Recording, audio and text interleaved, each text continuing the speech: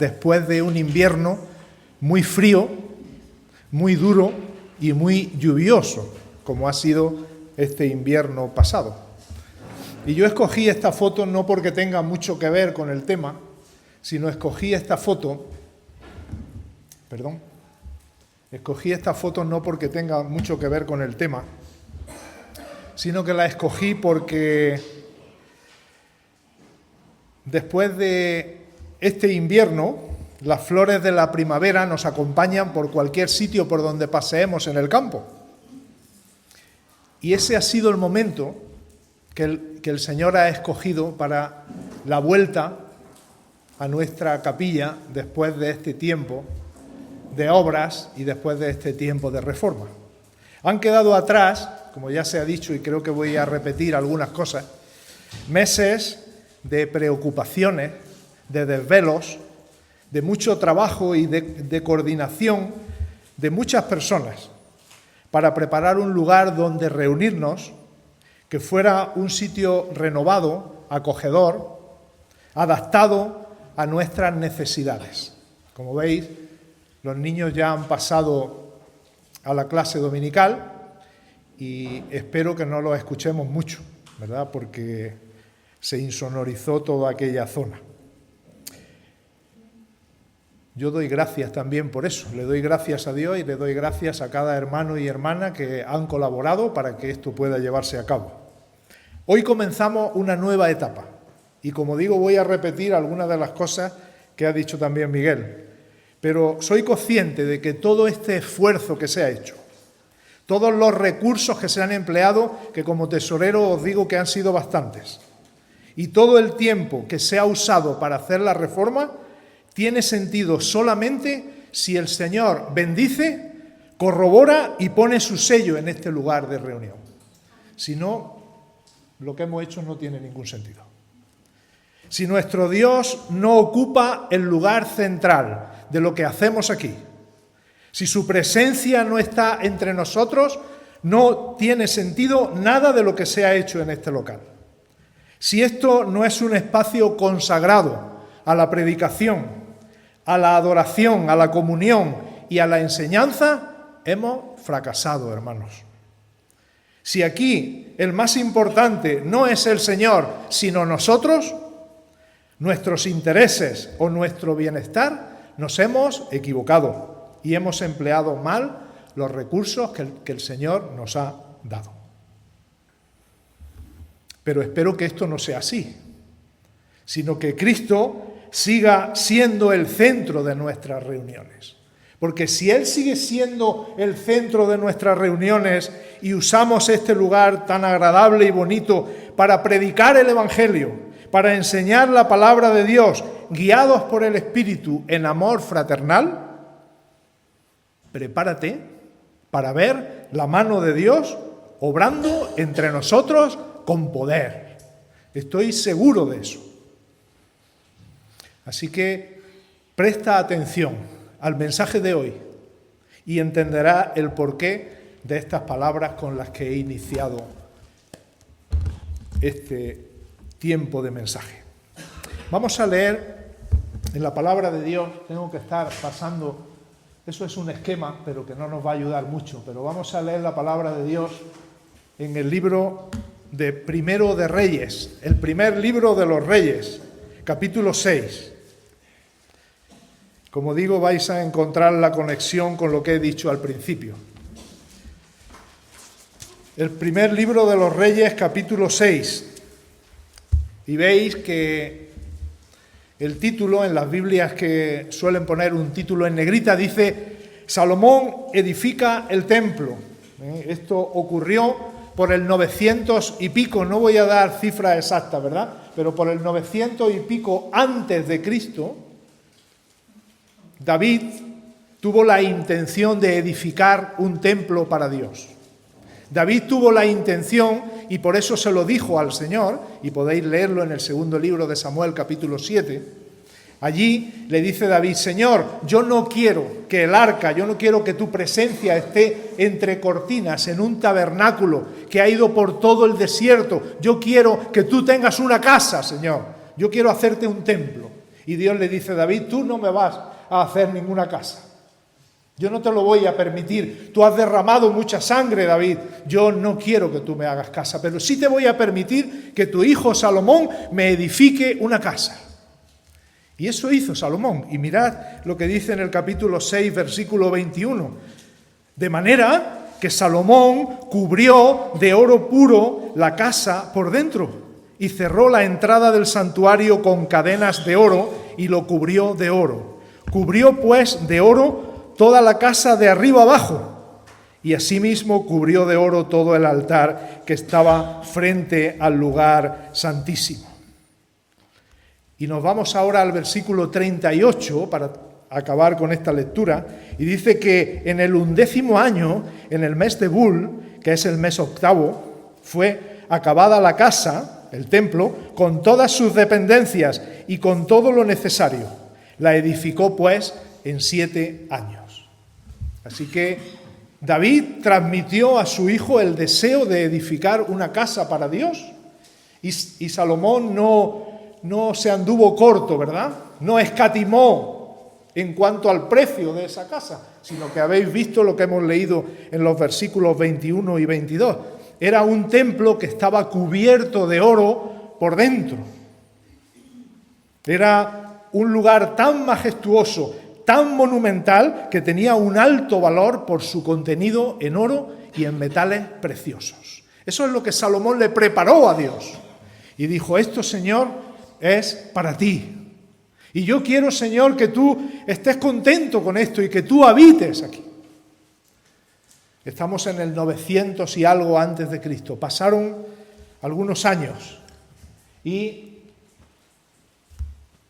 sobre el año 700, como digo, no daré cifras exactas, sobre el año 700, eso es una maqueta de cómo sería el templo más o menos, sobre ese año Dios habló. Y habló porque las cosas en el templo ya no se estaban haciendo bien. Porque no había habido personas allí que habían dicho: hermanos, vamos a volver al principio. Hermanos, vamos a ir a lo que Dios mandó al principio. Vamos a emplear este lugar como se debe emplear. Ese templo se había convertido en un sitio donde se hacían negocios. Para los sacrificios ponían una especie de tenderetes, una especie de puestos en los cuales vendían animales para los sacrificios, y la casa de oración, que era el templo, se había convertido en cueva de ladrones. El Señor mismo lo dijo. Era un sitio de corrupción en donde los que gobernaban el templo, los que tenían que comportarse correctamente, eran los más corruptos, eran los que más dinero se llevaban. De todas las ofrendas, de todo lo que se presentaba en aquel lugar, ellos tomaban una parte muy importante para su riqueza, para su enriquecimiento. Y las personas iban a adorar a Dios, pero estaban pensando en otra cosa. Iban con las manos llenas de sangre, iban después de haber sacrificado cosas que a Dios no le interesaban, iban con su corazón lleno de pecados y sobre todo iban pensando en el edificio antes que en el Dios al que adoraban. Ese era el problema que tenían. Es por eso, por lo que Dios habla en Isaías 66, versículos 1 y 2. Y dice así ese texto, a través del profeta, el Señor habla diciendo, y veis cómo empieza: así dijo el Señor. Isaías nos dice: mirad, he apreciado que hay cosas que no van bien, así que os voy a dar mi punto de vista. Isaías 66, 1. Así dijo el Señor: el cielo es mi trono y la tierra el estrado de mis pies. ¿Dónde está la casa que me habréis de edificar? ¿Y dónde el lugar de mi reposo? Mi mano hizo todas estas cosas, y así todas estas cosas fueron, dice el Señor. Pero miraré a aquel que es pobre y humilde de espíritu y que tiembla a mi palabra. Hasta ahí la lectura de la palabra de Dios, que Él la bendiga en nuestros corazones. El cielo es mi trono, dice el Señor, y la tierra el estrado de mis pies. ¿Qué quiere expresar Dios con esta ilustración? Porque lógicamente Dios no es una persona que se sienta, es un espíritu. Dios no tiene pies para apoyarlos sobre ningún estrado, porque Dios es un espíritu. Pero nos está ilustrando, está haciendo una personificación, está ilustrando algo hacia personas humanas para que entendamos una verdad. ¿Cuál es la verdad?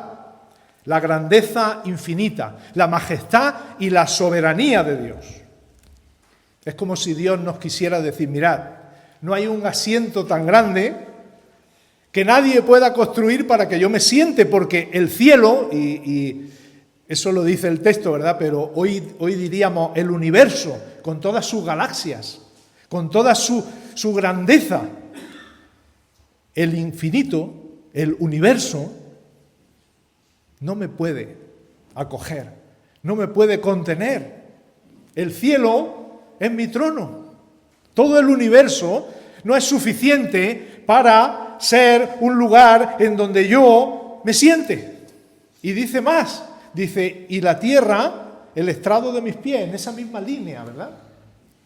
Él habla de la tierra en su gran expansión, que solo sirve para ser un lugar como una pequeña tarima en donde Dios pone sus pies, como un pequeño escabel, también dirían los antiguos, una pequeña tarima en donde Dios pone sus pies. Tanto el cielo como la tierra son pequeños al lado de un Dios tan grande. Y hoy hemos cantado acerca de ese Dios tan grande. Tiene un gobierno absoluto y un poder sin límite, arriba y aquí abajo, tanto en el terreno espiritual como en el terrenal, en las alturas y en el suelo, en lo más sublime y en lo cotidiano. Dios gobierna. Y Jesús usa este texto de Isaías 66:1, usa ese texto para hablar en el Sermón del Monte de los juramentos. Y él dice que vuestro sí sea sí y vuestro no sea no, que seáis personas confiables, que seáis personas veraces. Porque los judíos, especialmente los fariseos, ellos lógicamente no usaban el nombre de Dios en vano, eran demasiado santos para eso. Y ellos decían, no, nosotros juramos, pero en ningún momento usamos el nombre de Dios. Si nos juramos por el cielo, juramos por la tierra, juramos por la ciudad de Jerusalén. Pero les dice el Señor, no, tenéis que ser veraces, tenéis que ser personas confiables, que cuando digáis algo, las personas se fíen de lo que decís, y que vuestro sí sea sí y vuestro no sea no, no tengáis que jurar para cualquier cosa que queráis aseverar. Es por eso, por lo que el Señor les dice, no juréis por el cielo, porque es el trono de Dios. Eso lo dice Mateo capítulo 5. Dice, no juréis tampoco por la tierra, porque es el estrado de sus pies, ni tampoco por la ciudad de Jerusalén, porque es la ciudad del gran rey. No juréis por esas cosas. Así que creéis que lo estáis haciendo muy bien, pero yo os digo, no uséis el nombre de Dios en vano. Sed personas que cuando dicen un sí, es sí, y cuando dicen un no, es no. Esa es la gran lección de ese texto. Pero la otra lección es que Jesús ratifica lo que Isaías ya había dicho. Isaías había dicho, el cielo es el trono de Dios y la tierra es el estrado de sus pies. Y ahora hace el Señor una de esas preguntas que algunos les llaman humorística. Yo no me atrevo a llamarle así, pero sí digo que es una pregunta retórica, que tiene respuesta, ¿verdad? Mirad lo que pregunta el Señor a su pueblo. ¿Dónde está la casa que me habréis de edificar? Dios, el Dios grande, el creador de todo, al que todo le pertenece, a quien se le había construido este templo, ¿verdad?, tan hermoso. Ese Dios dice, ¿dónde está la casa? ¿verdad? Como es una pregunta retórica. Si yo soy más grande que los cielos y soy más grande que la tierra, ¿dónde me vais a meter? ¿En qué casa? Y como digo, es una pregunta retórica porque tiene respuesta. En ningún sitio, Señor, no te podemos meter en ningún sitio. Tú eres demasiado grande como para que nosotros te podamos incluir en un lugar para manejarte como nosotros queramos. Dios no es un Dios al que se le pueda manejar. Nuestro Dios no es domesticable, nuestro Dios no lo podemos meter en un edificio, por muy bonito que ese sea, y decir, ahí tenemos a Dios. Y el que quiera reunirse con Dios tiene que ir a ese sitio, y si no va a ese sitio, no encontrará a Dios por ningún sitio. Ese no es nuestro Dios, hermanos. Y eso lo quiso explicar Esteban, bueno, no lo quiso, lo explicó Esteban en Hechos capítulo 7. Él, cuando estaban aquellos contradictores contra él, que querían acusarle falsamente porque decían, este hombre ha dicho cosas en contra del templo de Dios, aquellas personas le acusaban a Esteban y Esteban decía, mirad, tenéis que leer la Escritura. Dios no habita en templos hechos por manos humanas. Hermanos, esa frase es fundamental. Dios, de manera permanente, de forma definitiva, y eso ya se ha explicado también aquí hoy, no vive en templos, en catedrales, en basílicas o en mega iglesias hechas por manos humanas. Me da igual de qué religión sean. Me da igual que sea una basílica, que sea una mega iglesia construida sobre una cancha de básquet en los Estados Unidos donde caben 20.000 personas. Me da igual. Allí Dios no habita. ¿Por qué no habita? Porque si no hay creyentes, Dios no está allí. Él no tiene una morada definitiva. Y eso lo explicó Esteban. Pero ¿sabéis qué le ocurrió a Esteban por decir eso? Creo que está en la mente de todos, ¿verdad? Le apedrearon, le quitaron de en medio. ¿Pero es tan grave eso? Mirad, hermanos, no nos debe asombrar que este mensaje de hoy no sea tan popular, porque los que confían en las construcciones, los que se aferran a las posesiones y los que veneran las piedras, estarán en desacuerdo con lo que digamos, de tal forma que intentarán quitarnos de en medio, porque no les interesamos. Para la religión no somos productivos. Decir que Dios no vive en esas catedrales, decir que Dios no vive en esos templos, pero hombre, ¿qué estás diciendo con lo que ha costado edificar esto, verdad? Y el hombre sigue equivocándose y sigue intentando crear esos megatemplos para decir, aquí es donde el Señor vive, aquí es donde vamos a domesticar a Dios, cuando a Dios no se le puede incluir en ningún sitio porque Él no vive en ningún edificio hecho por manos de hombres. Sigue diciendo el Señor, mi mano hizo todas estas cosas, Él es el creador, Él es el que ha hecho todo. Y así todas estas cosas fueron. Este texto, que quizá parece una frase de transición, es una frase importante, porque al igual que tenemos que reconocer que Dios no vive en ningún edificio hecho por manos humanas, tenemos que respetar aquellos sitios en donde se reúnen los creyentes. Y eso es importante que yo lo diga hoy.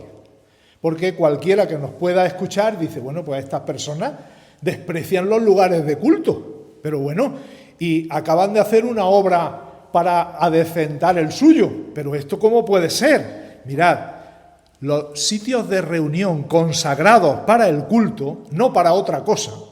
Nosotros tenemos unos estatutos en los cuales dice que este sitio no se puede usar nada más que para darle culto al Señor.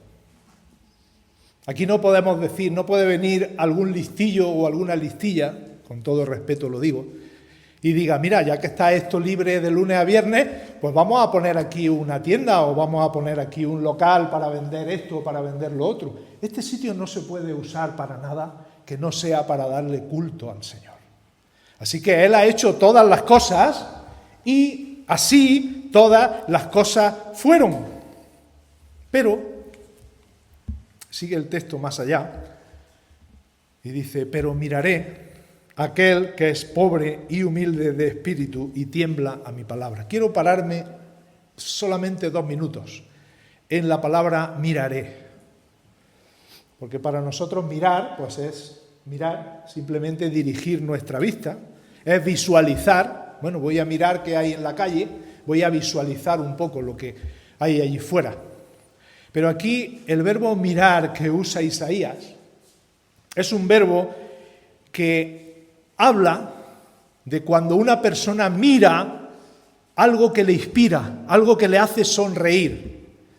Lo voy a decir muy rápido para que nos hagamos la idea, porque tenemos una frase en nuestro idioma, creo que los ingleses no la tienen, pero en el nuestro sí hay. Mirar con buenos ojos. Ese es ese verbo. Pero miraré. Mirar con buenos ojos, mirar con agrado. Una mirada de favor. Dice el Señor, voy a mirar a ciertas personas. ¿Entendéis el contraste o no? Yo no voy a mirar esos grandes templos que me construyen. Yo no voy a mirar a esos grandes lugares en donde quieren que yo me manifieste. No, al contrario, voy a mirar a ciertas personas con agrado. Los voy a mirar con una mirada de favor, porque para Dios, la mirada de favor no se basa en la grandeza material o religiosa de esos templos físicos, sino en la disposición interna de los corazones de los que escuchamos la palabra de Dios. Ahí es donde se fija la mirada de Dios. De tal forma que la verdadera casa de reposo de Dios, dice ahí, dice, ¿dónde está la casa que me habréis de edificar y el lugar de mi reposo? La verdadera casa de Dios, el verdadero lugar de su reposo, es las personas, o son las personas creyentes de verdad, que se gozan en estar con Cristo, que creen en Él, que entregan su vida a Él y que obedecen a su palabra. Vamos a desgranar un poquito esto. Pero en principio, la verdadera casa de reposo para Dios no son los edificios, sino ciertas personas, los creyentes de verdad. Ya lo dice la Escritura. En la primera de Corintios 3, 16, dice, ¿no sabéis que sois templo de Dios y que el Espíritu de Dios mora en vosotros? En primera de Corintios 6, 19, ¿o ignoráis que vuestro cuerpo es templo del Espíritu Santo? También es en segunda de Corintios 6. ¿Y qué acuerdo hay entre el templo de Dios y los ídolos? Porque vosotros sois el templo del Dios viviente. No se puede decir más claro. Dios está hablando y dice, no, donde yo habito no es en esos templos o en esos lugares que vosotros creéis. Donde yo habito es dentro del corazón de los que son creyentes. Ahí es donde yo vivo. Incluso Hebreos 3, que dice, la casa de Dios somos nosotros. De manera literal, absolutamente, la casa de Dios somos nosotros. Ahora, ¿cómo puede una persona convertirse en el templo de Dios, en la morada de Dios? ¿Cómo puedo yo, que soy pecador y que me equivoco todos los días, cómo puedo yo ser morada de Dios? ¿Cómo puedo ser yo el lugar donde reposa el Espíritu Santo? El sitio donde el Señor se agrada en estar. ¿Cómo puedo serlo? Pobre y humilde de espíritu y que tiembla a su palabra. Solamente pueden serlo aquellos y aquellas que son pobres y humildes de espíritu y que tiemblan a su palabra, porque así lo dice el Señor. Miraré a aquel que es pobre y humilde de espíritu. ¿Qué significa eso? ¿Que no tiene dinero? Bueno, aquí la palabra pobre no significa que no tiene riquezas. Aquí la palabra pobre lo que significa es que no tiene nada en el terreno espiritual, que está en la bancarrota, que no tiene nada que ofrecerle a Dios y que se presenta delante de Dios diciendo: Señor, aquí estoy tal como soy, pero no te puedo ofrecer nada para mi salvación. Confío en ti, Señor. Y luego está la palabra humilde de espíritu. Ahí la palabra humilde no es la que se suele usar para hablar de los humildes en el Antiguo Testamento, sino que aquí la palabra humilde solo se emplea aquí y para describir a un personaje que quizá os suene, que era un hijo de Jonatán, que estaba paralítico de los pies, que se llamaba Mefiboset. De Mefiboset se dice que era humilde, en ese sentido. Es decir, era alguien desvalido, paralizado, herido, mutilado. Esa es la misma palabra que se emplea aquí para hablar de humilde de espíritu. Alguien que no tiene recursos, alguien que se acerca a Dios en la bancarrota espiritual más grande, no que tiene en la cartilla del banco 50 euros o 100 euros, no, es que no tiene nada, está en la bancarrota total.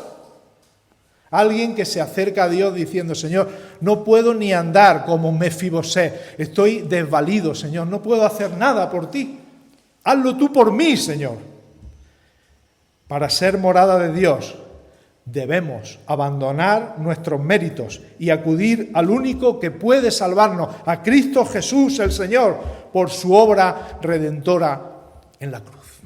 Así que si nosotros vamos a Él en arrepentimiento y fe, y le decimos: Señor, sálvame, yo no me puedo salvar, Señor, estoy desvalido, estamos dentro de ese grupo de los pobres y humildes de espíritu. Pero también hay otra frasecita más al final. Dice que esos que han acudido a Jesús, que son pobres y humildes, esas personas que han ido diciendo: Señor, no tengo nada, sálvame, se caracterizan por obedecer la palabra de Dios. Y aquí se dice que tiembla a mi palabra. No tiene tanto que ver, ¿verdad?, con ese miedo atroz a algo que nos va a pasar inminentemente, sino es un respeto santo, es una devoción y es una reverencia hacia la palabra de Dios. Así que lo que caracteriza a la persona que se ha reconocido delante de Dios humilde, pobre en espíritu, tal como dicen las bienaventuranzas, que de ellos es el reino de los cielos, esa persona se caracteriza por abrir la palabra de Dios, escuchar lo que dice la palabra de Dios y obedecer lo que dice la palabra de Dios, tal como lo dijo Jesús también en el Evangelio de Juan, que dijo: los que son de Dios, las palabras de Dios oyen. Por eso vosotros no las queréis oír, le dijo a los fariseos, porque no sois de Dios. Así que el que es de Dios quiere oír la palabra de Dios, quiere obedecer la palabra de Dios. No se plantea su vida como una vida en la que yo tengo ya el pasaporte hacia el cielo y ya no tengo que preocuparme de nada más, sino se plantea su vida diciendo: Señor, yo sé que tú me has dado la salvación eterna, pero mi ofrenda de amor hacia ti es una vida de servicio, una vida de amor también. Y eso se hace obedeciendo la palabra de Dios. Así que, hermanos, ese es el versículo, ese es el texto. Eso es lo que Dios tenía que decir sobre los templos, sobre las catedrales, sobre los lugares de culto inmensos en los cuales las personas creen que por estar allí ya están en la presencia misma de Dios, pero tienen su corazón vacío. He puesto aquí algunas aplicaciones que podemos pasar rápido, ¿verdad?, pero vamos a leerlas. Aplicamos este texto a Dios, que es tan majestuoso e inmensurable que no podemos hacer una casa adecuada para Él. Dios vive en los corazones de los que le hemos entregado nuestras vidas para que sea el Salvador y el Señor de todo. Es el centro de toda actividad local y reunión cristiana. Si no es así, aquello va mal. En cuanto a nosotros, para recibir la salvación debemos reconocer nuestra bancarrota espiritual y recibir lo que Dios nos ofrece de pura gracia. Así somos morada de Dios en el Espíritu. Y forma parte del carácter básico del creyente que quiere ser como Cristo, manso y humilde de corazón, su actitud hacia la palabra, que la tenéis aquí.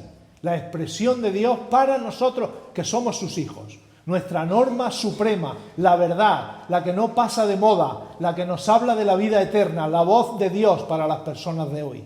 Así que en cuanto a la palabra, debemos acercarnos a ella con reverencia y con obediencia. Un resumen final. Para los que aún no son de Cristo, para los que aún no han entregado su vida a Él, entrega tu vida a Cristo, obedeciendo a su palabra. Dios vendrá a vivir en tu corazón para siempre. Y para los que ya somos de Cristo, si ya lo hiciste, renueva tu compromiso con el Señor. Ofrécele siempre lo mejor. Eres su morada. Bienvenidos a todos a esta nueva etapa en la Zarzuela. Que Dios haga que su palabra eche raíces en nuestro corazón. Amén.